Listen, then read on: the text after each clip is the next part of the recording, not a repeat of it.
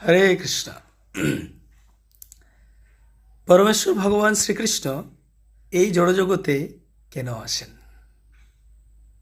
ভগবদ্গীতায় ভগবান শ্রীকৃষ্ণ বলেছেন, পরিত্রাণায় সাধুনাম বিনাশায় চ দুষ্কৃতাম ধর্ম সংস্থাপনার্থায় সম্ভবামি যুগে যুগে।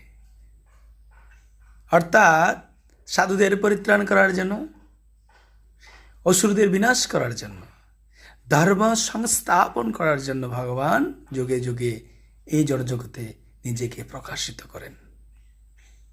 দাপর যুগে যখন অসুরের অত্যন্ত প্রবল অত্যাচার শুরু হয়েছিল, তখন সাক্ষাৎ ভগবান কৃষ্ণ এই জড়জগতে প্রকটিত হয়েছিল, সঙ্গে ভগবান বলরাম সহ। তো সে প্রকটমান